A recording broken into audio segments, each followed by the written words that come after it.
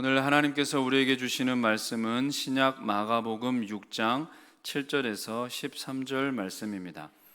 제 성경으로 신약 62면에 있습니다. 마가복음 6장 7절에서 13절 말씀을 한 절씩 교독하겠습니다. 12 제자를 부르사 둘씩 보내시며 더러운 귀신을 제어하는 권능을 주시고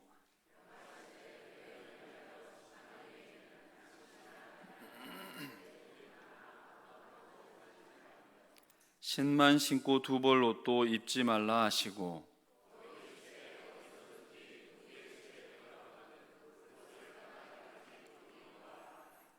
어느 곳에서든지 너희를 영접하지 아니하고 너희 말을 듣지도 아니하거든 거기서 나갈 때에 발 아래 먼지를 떨어버려 그들에게 증거를 삼으라 하시니. 함께 읽겠습니다. 많은 귀신을 쫓아내며 많은 병자에게 기름을 발라 고치더라. 아멘.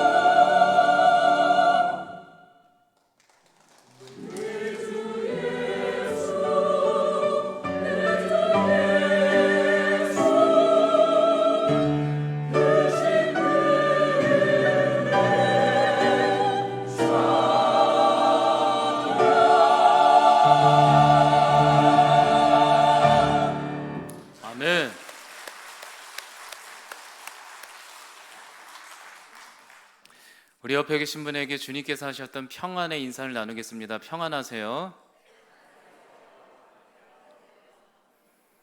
얼굴 보니까 너무 좋으시죠?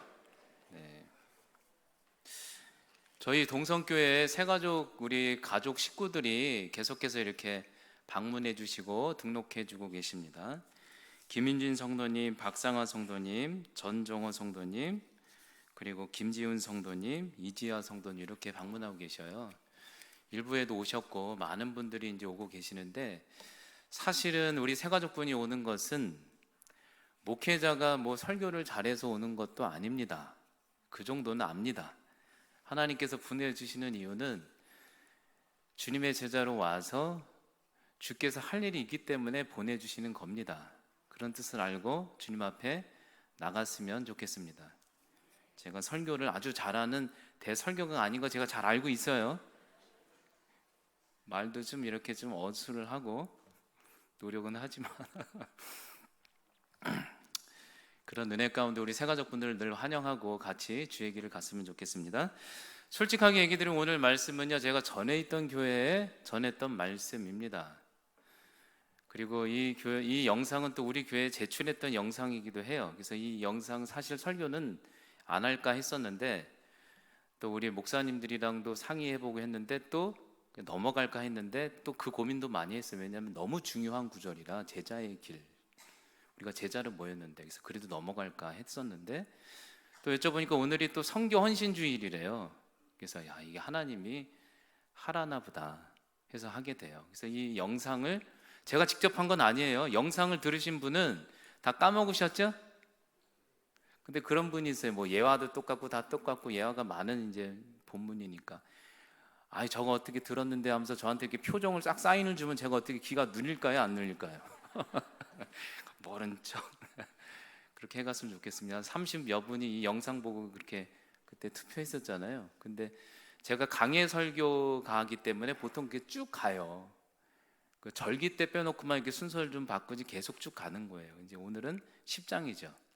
제자의 길, 제자 파송장이 12장까지 이어지죠. 그래서 그 중심부에 있는 성경 구절입니다. 이 말씀을 통해서 오늘 선교주일인데 하나님의 은혜를 누려가시고 제자 의식을 갖고 살아가시기 바랍니다. 여러분들은 주님의 제자입니다. 우리 하나님께도 인사합시다. 하나님, 우리가 여기에 와 있습니다. 저에게 찾아와주세요. 준비 시작. 하나님, 우리가 여기에 와 있습니다. 저에게 찾아와 주세요. 네, 기도하겠습니다. 하나님, 감사합니다.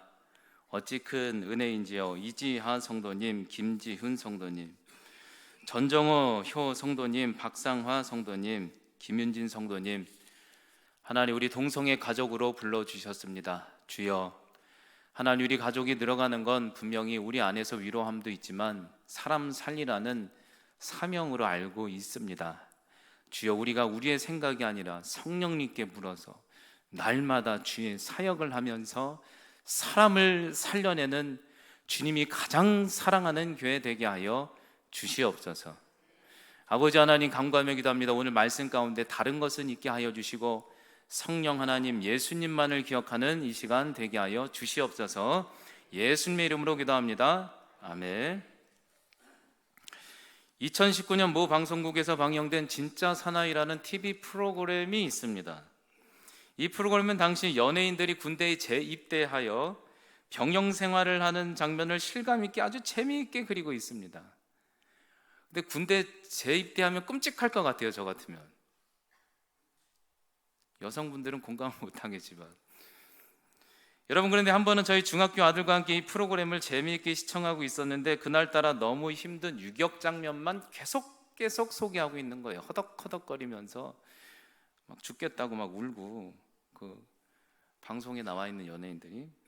그러니까 저 아들이 그것을 힘겹게 보더니 의미심장하게 너무 괴로웠는지 저에게 말하길, 아빠, 한국은 너무 불공평하다고. 왜? 그랬더니 왜 남자만 군대를 보내냐고. 그리고 말하기를, 아빠, 난 저렇게 힘든 군대는 절대 어떤 수술을 써서라도 군대는 안 갈 거라고. 중학생 된 아들이 얼마나 불쌍합니까? 토닥거리면서 위로해 주려고, 혹시 아니 기도하면 노력하면은 우리나라가 통일되면 안 갈 수도 있다 그랬죠.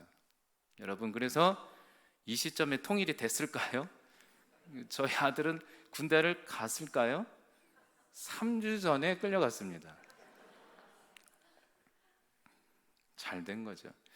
여러분, 우리 인생 가운데 군 생활을 이렇게 어렵게 소개한다면 누가 과연 군대에 입대하겠습니까? 지원하지도 않을 거예요. 여러분, 그런데 오늘 제자의 길 병영 생활처럼 이렇게 힘들고 어려운 길로만 소개한다면 누가 이 제자의 길을 기쁜 마음으로 완주하며 참석하며 나아갈 수 있을까? 근데 오늘 말씀을 볼게요. 오늘 말씀은요, 마태복음 10장, 사실 마가복음을 읽은 이유는 이건 공간복음에 다 등장하는데 본문이 짧아서 그래요. 짧아서 읽었어요. 사회 보시는 목사님 좀 편하게 해드리려고. 잘했죠? 마태든 마가든 누가든 요한이든 제자의 길은 처음부터 그냥 직진이에요. 무조건 힘들다고 얘기하고 있는 거예요. 무조건 가감없이. 그래서 이 당시에는 샌드위치 기법이라고 문학적 기법을 소개하고 있는데, 이 사건 앞에는 예수님이 금식 사건으로 배척당하던 장면 같이 설교했죠. 이거 끝나고 나는 세례 요한의 죽음의 장면이 등장해요. 그러니까 여기를 샌드위치처럼 섞어서 이 가운데 제자 파송을 넣었다는 건 제자의 길은 세상적으로 생각하면 무조건 안 좋다는 거예요. 제자의 길을 쫓아가는 것은 어느 때는요 죽을 수도 있고, 어느 때는 미움받을 수도 있고, 세례 요한처럼 핍박받을 수도 있고, 모함과 여러 가지 사건들이 우리 가운데 펼쳐질 수 있다고 솔직하게 얘기하고 있어요. 무섭죠? 오늘 새가족분도 많이 왔는데 여러분, 그런데 이 마가의 설명은 조금 이상하지 않습니까? 마가의 설명처럼 군 생활을 이렇게 어렵게만 나열한다면 누가 이 제자의 길 교회에 나오겠습니까? 만약에 제가 마가라면 이렇게 그렸을 것 같아요. 이 본문 가운데 앞에는 예수님을 믿었더니 돈을 좀 벌었고, 사업이 잘 됐고, 복권을 했더니 복권이 당첨되고, 이후로는 아파트가 당첨되고 집도 얻었다, 이러면은 얼마나 좋겠어요. 싫으십니까? 여러분, 전에 있던 교회에 어떤 집사님 댁에 가면 신기한 게, 그 집은 가면요 늘 복권을 주시는 거예요. 3번 갔는데 3번 다 복권을 줘요. 왜냐하면 복권집 하는 집사님 댁이에요. 못 가면 옷도 주시고 복권도 주세요. 복권을 주시면서 권사님들이 많이 가요. 대동을 해요. 뭐 신방 권사님, 뭐 지역장님, 부지역장님 많이 가요. 목사님 혼자 가면 안 되니까 이렇게 많이 가요. 우리 교회는 목회자 중심으로 이제 갔었지만 그렇게 갔어요. 복권을 한 장씩 나눠줘요. 나눠주고는요, 제가 어떻게 복권을 놓고 기도를 하는 거예요. 주여. 그리고 복권을 긁으면 될까요? 안 될까요? 신기한 게 꽉만 나와요. 500원짜리도 안 돼요. 그러면 권사님 옆에 있다가 무안하니까 그렇게 얘기하는 거예요. 근데 저는 못 긁죠. 목회자니까. 긁어달라고. 그러면 되면 목사님 반 이상 드리겠다고. 뭐 믿을 수는 없지만 그럼 다 꽝이 나오는 거예요. 3번이 나갔는데 다 꽝이 하나도 500원짜리도 안 돼요. 한 15장은 될 거 아니에요. 3번이면 확률적으로 불가능한 일이죠. 그때 권사님이 저한테 얘기하기를 주님이 막으시는 것 같다고, 목사님이 기도를 해줘서 막으시는 것 같다고. 신방 오면 복권도 안 된다는 거죠.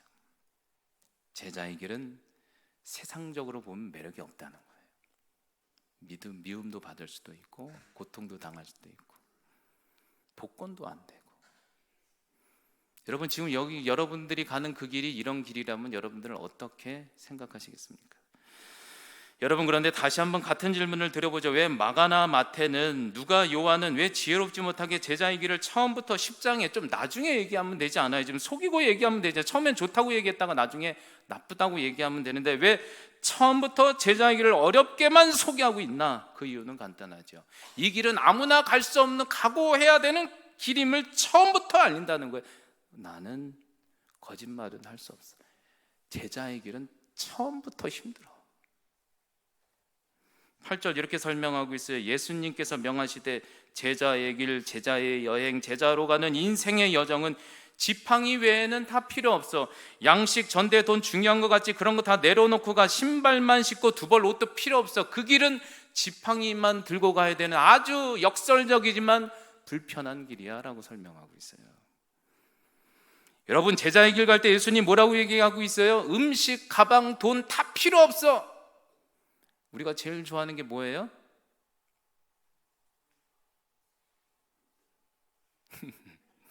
여러분, 생각해 봅시다. 우리 인생 여정 중에 가장 필요한 게 뭔가? 뭐니 해도 머니가 최고죠. 저도 머니 좋아요. 좋죠. 사실 지팡이가 제일 필요 없죠. 근데 왜 지팡이만 들고 가라고 하나?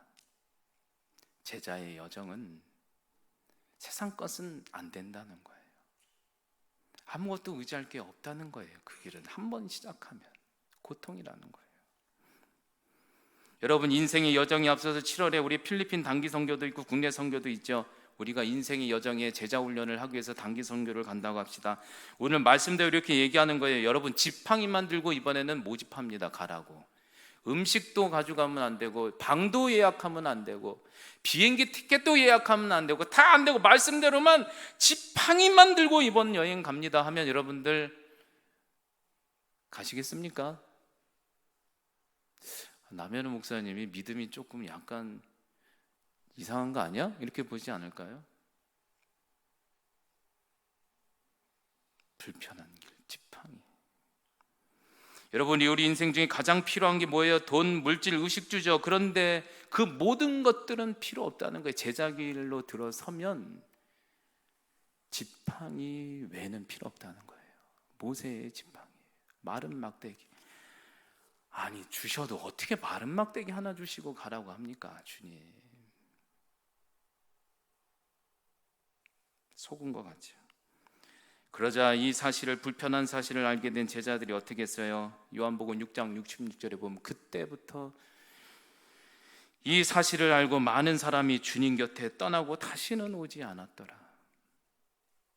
우리가 신앙생활할 때 처음에 어떻게 와요? 주님께 오면 편리함을 줄 줄 알고, 위로함을 줄 줄 알고, 세상을 채울 줄 알고 왔는데 어느 때부턴가 얘기하는 거예요. 나는 가난했고 질병이 있고 어려워서 주님 앞에 예배드리면 풍요가 있을 줄 알았고, 위로가 받을 줄 알았고, 많은 사람들의 주목을 받을 줄 알았는데 주님이 자꾸만 그런 얘기를 하는 거예요. 나는 그런 제자의 길을 간 적이 없다. 나는 십자가의 길이고 고난의 길이고 사명의 길이고 어려운 길이야. 편리함이 아니라 고난의 길이야. 그런데 정녕 따를래 얘기하는 거죠. 여러분, 예수님 믿으면 이 길 가면 십자가가 있어요. 오늘 새가족분이 너무 많이 와가지고 이런 얘기하기 참 부담스러운데, 저는 여러분들이 제자로 서길 바래요. 교회는 종교 생활이 아닙니다. 기복이 나쁜 건 아니에요. 주님께 구해야 살죠. 그러나 기독교 이 교회 사상은 더 높아요. 십자가예요. 십자가. 십자가 질 수 있니? 십자가 질 수 있니? 예수님 제대로 믿으려고 하는 순간부터 십자가가 있어요. 전에 성도에 사시는 새가족분 한 분 중에 저한테 따지러 왔어요. 뭐라고 따지러 왔냐면 목사님한테 완전 속았다는 거예요. 제가 새가족분들 오면 약간 거짓말을 해요. 무조건 잘 된다고, 만사형통한다고, 들어와도 복을 받고 나가도 복을 받고 자녀도 잘 되고 무조건 잘 된다고. 예수님 믿으면 막 제가 고난수기 얘기하면 어떨 것 같아요? 다 도망가죠? 그렇죠? 무조건 잘. 근데 목사님 말씀대로 1대1도 받고 공부를 했는데 어느 순간부터 예수 믿는 게 너무 불편하대요. 왜냐니까 전에는 아내 몰래 술 담배 피면 괜찮았대요. 근데 지금은 이 아내 몰래 술 담배를 한번 펴봤는데 자꾸 죄책감이 들고 누가 내 뒤통수를 쳐다보는 것 같고, 누구냐고 했더니 하나님이 자꾸 쳐다보는 것 같아서 예수님 믿은 거 이거 실수했나 막 이런 생각도 한다는 거예요. 그래서 제가 잘 믿었다고. 근데 술 담배가 그렇게 먹고 싶냐고 해서 먹고 싶대요. 술 담배 먹으라고, 괜찮다고, 구원받는데 문제는 없다고. 근데 술 담배를 먹으면 조금 일찍 천국 가는 수도 있다고 그랬죠. 제자의 길 불편합니다. 술, 담배 먹는다고 문제되지 않아요. 구원받는데 우리 주님 그렇게 째째하지 않아요. 근데 신앙생활 제대로 해보면 영성생활을 위해서, 주님 쫓기 위해서 끊는 게 유익하다는 걸 알게 돼요. 불편해져요. 죄 짓는 것도 불편해지고요. 예전에는 약자, 회사에서 약자 하나 괴롭히는 부담, 세상 그렇게 사는데 어느 순간에는요, 옆에 있는 분 막 괴롭히면 어우 막 벌 받을 것 같아서 막 불편해요. 예수님 제대로 믿으면 불편해요. 여러분, 그렇다면 이 어려운 길을 어떻게 걸어갈 수 있는가? 어떤 영적 자산을 가지고 우리는 걸어갈 수 있는가? 세상 것은 안 된다면 내 제자의 길은 어떤 힘으로 걸어갈 수 있는가? 오늘 말씀 7절에 이렇게 소개하고 있어요. 예수님이 제자를 사랑해서 부르며 12씩 부르고 둘씩 보내며 이르되 먼저 더러운 귀신을 제어할 수 있는 능력을 너희에게 이미 주셨으니, 여러분 이거 믿으시기 바랍니다. 나만 신뢰하고 이제는 세상 건 내려놓고 지팡이만 들고 가라, 이 얘기예요. 논리적으로 이미 지팡이만 들고 가라고 하기 전에, 세상 건 내려놓기 전에 주님이 이미 우리에게 주신 게 뭐냐면 바로 사단의 권세, 사망의 권세, 사탄을 제어할 수 있는 권능을 주셨다는 거예요. 하나님만 신뢰함으로 제자의 길을 걸을 수 있다는 거예요. 여러분이 역사하며 사단의 세력이 물러갑니다. 악한 영이 끝납니다. 제자의 길은 이런 의식으로 가는 거예요. 지금 비록 고난이 있고 사탄의 괴롭힘 있고 불편한 길이 있어도 내가 주님 앞에 영광을 바라보고 제자의 길로 가면 그때는 하나님 나를 붙들어 주시고, 내가 기도하면 주님의 이름을 면하며 사탄이 그 자리에서 멈춰 서는 거. 예수님 믿을 때 제자는요, 이 의식이 굉장히 중요해요. 세계관이 하나가 더 확장돼야 돼요. 그게 뭐냐면 세상적 세계관도 하나님이 주신 복입니다. 우리가 열심히 살고 저축하고 열심히 살아내는 것도 복이에요. 근데 또 하나의 세계관이 뭐냐면 세상 만물을 볼 때 사탄이 붙잡고 있는 세력, 그리스도가 회복하려고 하는 영적 세력 두 가지를 같이 보라는 거예요. 우리가 귀신 쫓는 능력하면 하도 신사도주의가 있고 영상 이상관계에 있어서 오해하는데, 여러분 생각해 보시기 바랍니다. 사람이 못돼질 때는요, 완전 사람이 아니에요. 사탄에 사로잡히지 않으면 저럴 수가 없는 거예요. 요즘 보세요, 막 뉴욕에서 막 문제 생기고 우크라이나에서 전쟁 나고, 그게 어찌 사람의 탈을 쓰고 할 수 있습니까? 그거는 사탄의 세력이 늘 똑같이 역사하는 거예요. 그래서 여러분 매우 중요한 의식이 있어요. 제가 늘 얘기하는 게 예수 그리스도는 왕 중에 왕이다. 왜 얘기하냐면 그분은 모든 걸 만들었지만 사탄은요, 마태복음 4장 사건처럼 늘 우리한테 속이는 게 뭐냐면 네가 네 마음 가운데 왕의 자리에 서예요. 왕의 자리에서. 그래서 예수님 믿지 않는 사람, 이거 오해할 수 있는 세계관인데, 사탄의 영역의 많은 부분 사라졌다는 것은 이게 신사도적으로 생각하는 게 아니라 사탄은 우리에게 늘 그런 식으로 공격하는 거예요. 나만 대접받고 나만 인정받고 나만 잘 돼야 되고 나만 생존해야 되고 너만 영광받아야 되고 때문에 싸우고 갈등이 생기고 문제가 생긴다는 거예요. 아무도 십자가 지려고 하지 않는다는 거예요. 근데 주님께서 우리를 파송할 때 얘기하는 게 뭐냐면 너희들 손으로 사탄의 세계관에서 사탄을 물리칠 수 있는 제어를 주실 거야. 여러분 이거 믿으시기 바랍니다. 제가 예배 드릴 때 아침마다 기도해. 막 공고할 때가 있으면 너무 지치면 막 공고해지는 거예요. 그럴 때마다 주님 앞에 기도해. 주여 제발 능력 달라고, 권능 달라고. 그 권능은 뭐냐? 성령 하나님 나를 조명해 주셔서 사탄의 세력에 저도 세상에 함몰되지 않고 사람을 죽이는 사역, 사람을 죽이는 세계관 속에 빠지지 않고 오직 사람을 살리는 열정으로 살아낼 수 있는 사탄을 제어할 수 있는 능력을 주세요. 그거 아니면 안 되는 거예요. 제자 의식. 제자는요, 세계관이 확장돼야 돼요. 사람들 이렇게 뿔 날려서 사탄이다 이런 거 아니에요. 그렇죠? 어느 때는요, 나도 사탄 짓 할 때가 있어요. 목회자인데 제가 사탄이 저를 사로잡나요? 아니죠. 아침에 막 일어났는데 막 남편이 그러는 거예요. 밥맛 없네. 그러면 화가 나요, 안 나요? 나지. 그 목장 모임 하는데 옆에 있는 권사님 그러는 거예요. 오늘따라 좀 얼굴이 통통하네. 그럼 화가 나요, 안 나요? 세계관. 이게 제일 위험한 게 세상의 세계관이 나쁘다, 영적 세계관이 이게 아니에요. 둘 다 필요해요. 근데 우선순위가 뭐냐면 제자는 그리스도적 세계관. 사탄이 붙들고 있는데 우리는 사탄을 제어할 수 있는 능력으로 싸운다. 여러분들도 주님께서 그런 권세를 주신 줄 믿습니다. 제자는 그걸로 간다는 거예요. 사람이 돈으로 바뀝니까? 물질로 바뀝니까? 안 바뀌어요. 오직 예수 그리스도의 제어하는 능력으로 갔을 때 사탄이 물러갈 줄 믿습니다. 여러분, 가정이 회복되고 주변이 회복되는 거예요. 그런 얘기가 있어요. 목회자가 할 줄 아는 게 너무 많으면 목회를 못한다고. 맞는 것 같아요. 근데 우리가 이 제자의 길 가는데 방해하는 게 뭐냐면 세상적 편리한 조건들, 물질, 돈, 세상의 세계관이 들어가면 그때부터는 제자의 길을 제대로 뚫어갈 수가 없어요. 교회도 물질로 하려고 하고 내 제자의 길도 사람도 그걸로 변화가 없어요. 오직 우리는 그리스도가 이미 주셨다. 예수님의 능력 붙들고 예수님의 권세 붙들고 내가 예수 이름으로 기도하면 사탄의 세력이 물러간다. 이거 붙들고 살아가시는 여러분들 되시기 바랍니다. 대학교 때 저 아주 절친했던 친구가 있습니다. 한 친구는요 참 철없이 그렇게 저를 놀리는 거예요. 뭐라고 놀리냐면 자신의 아버지는 파일럿이라 자신한테 재산을 너무 많이 남겨놔서 목회는 안 하고 자선 사업만 해도 살 수 있다는 거예요.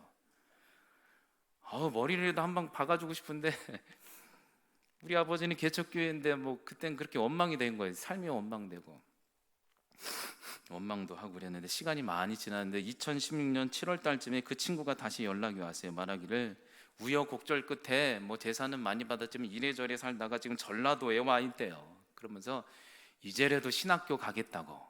그러길래 제가 그 마음이 얼마나 고소하든지 빨리 가라고 막 그랬죠. 빨리 가라고. 근데 돌이켜 보니까 그렇게 그건 어렸을 때니까 그렇게 생각도 해봤지만 내가 목회 길로 갔던 게 다 하나님의 은혜구나. 내가 붙들 수 있는 게 하나님밖에 없으니까. 저를 보십시오. 키가 아주 크지 않죠? 아주 작지도 않아요. 인물이 아주 꽃미남은 아니죠? 그렇다고 빠지지는 않아요. 눈도 뭐 아주 큰 건 아니고 아주 작은 것도 아니고 연예인 하기에는 좀 빠지고 다른 일 하기엔 조금 아깝고 하나님 붙들고 살아가는 능력, 주님 신뢰하는 능력, 기도하면 사단의 권세가 물러가는 능력. 여러분 그렇게 될 줄 믿습니다. 주변이 막 역동하면 사탄이 그러는구나. 영적 기도하고 주님 지혜 달라고 하고 나가시기 바랍니다. 물질이 없을 때 주님을 신뢰하면 주시는 은혜, 말씀대로 거할 곳이 없는데 없어서가 아니죠. 제자의 길을 가다 보면 하나님께서 거할 곳을 주신다고 하면 주실 때마다 주시는 감격, 그리고 세상의 지혜가 없을 때 주님 내가 말 잘못하면은 막 갈등이 생기는데 주님 지혜를 주세요 할 때마다 주시는 지혜의 역사들, 그런 거 경험할 때마다 하나님이 정말 나와 함께 하시는구나. 그게 제자의 길의 매력이라는 거예요.